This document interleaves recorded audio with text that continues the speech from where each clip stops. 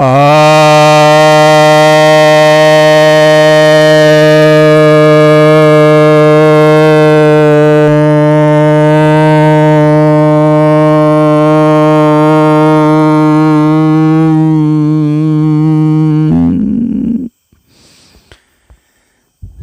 भक्तजनों को सब प्रेम नमन। भक्तों, आज मैं आपको भक्ति सूत्र के 34वें सूत्र की व्याख्या करने जा रहा हूँ। तो यह पंचम अनुवाक में है। यह सूत्र कहता है, तस्याः साधनानि गायन्त्या आचार्याः। अर्थात उस भक्ति के जो आचार्य हैं वे साधनों के विषय में गाते हैं, अर्थात वर्णन करते हैं।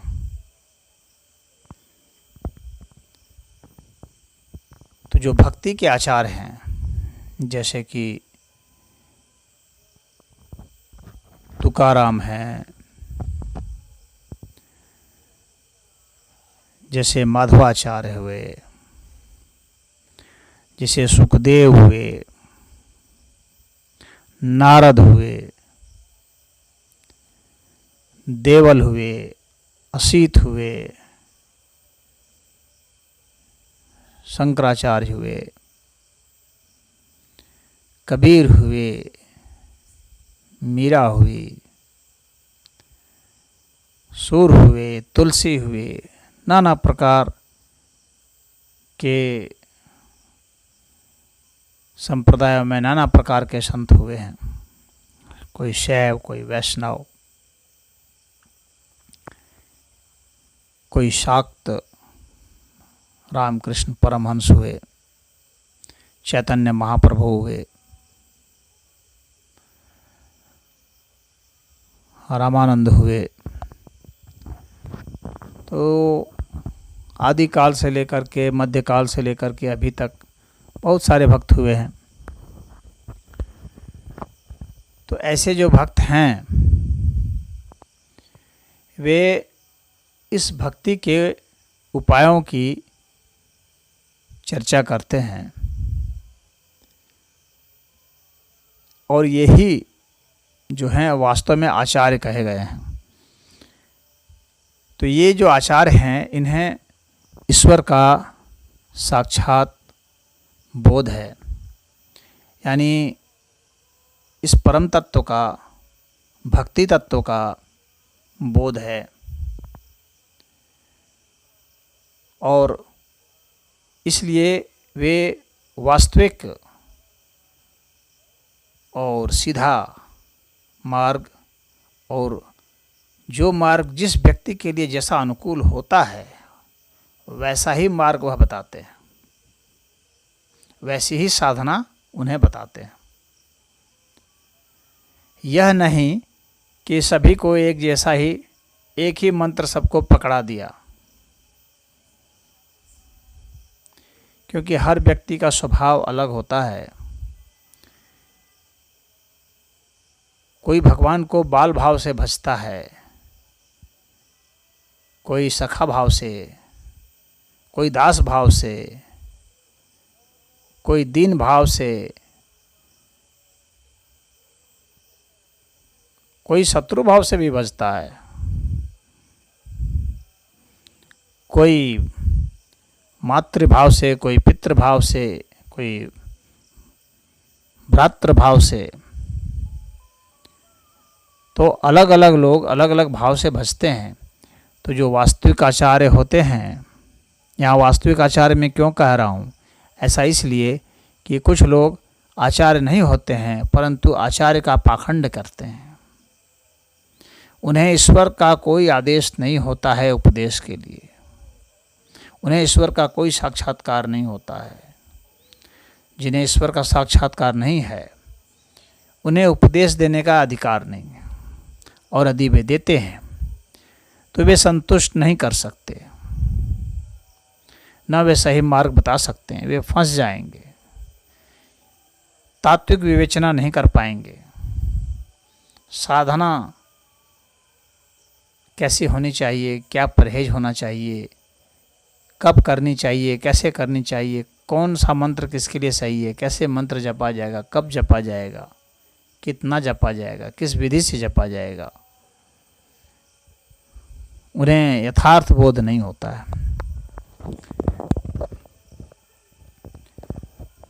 तो भगवान की जो लीलाएं हैं, भगवान के जो सिद्धांत हैं, उन्होंने जो साधना पद्धत बताई है, जो आगम और निगम के जो आदेश हैं, उन आदेशों को यथार्थ रूप से तो सिर्फ आचार्य ही जानते हैं। और इसीलिए ये प्रेमाचार्य हैं, भक्ति के आचार्य जो हैं, वे ही इसके लिए नियुक्त हैं। कुछ लोग ऐसे होते हैं जो ईश्वर के साक्षात्कार के बाद सिर्फ अपने में निमग्न रहते हैं, ईश्वर में निमग्न रहते हैं। लेकिन कुछ ऐसे होते हैं जो जीवों पर करुणा के कारण प्राणियों को उस तरफ ले जाना चाहते हैं, उन्हें भी सच्चे मार्ग पर ले जाना चाहते हैं, और उसके लिए वे लोक शिक्षा का रास्ता अपनाते हैं, लोकोपदेश का रास्ता अपनाते हैं। यह लोकोपदेश का रास्ता सरल नहीं है, बहुत कठिन है। कितनी बाधाएं आती हैं, कितनी प्रकार की उलाहनाएं आती हैं, कितने लोगों का विरोध झेलना पड़ता है।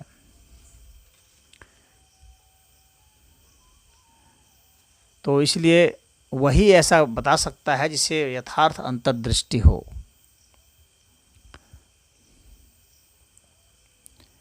मात्र ग्रंथ के अध्ययन से यथार्थ अंतर्दृष्टि नहीं होगी,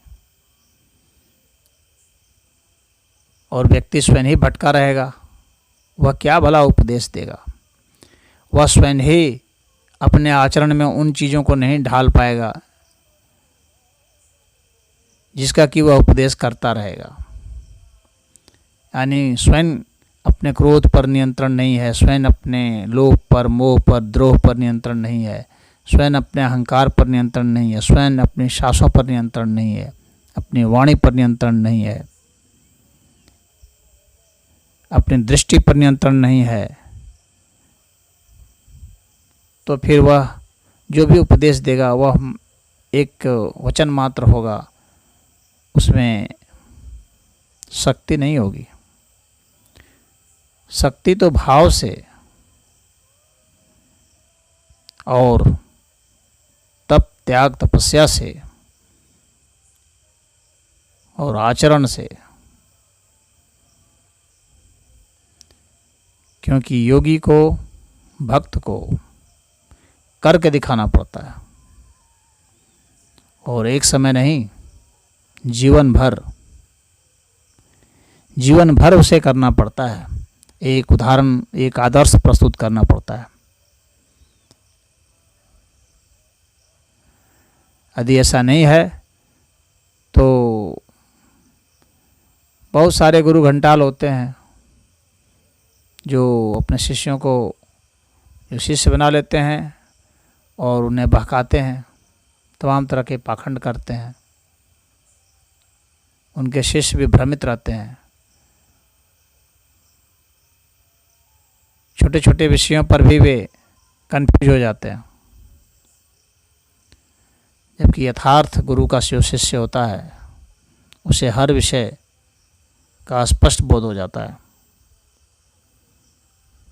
गुरु के वचनों को सुन करके, उसके सानिध्य में जा करके, उनकी सेवा करके,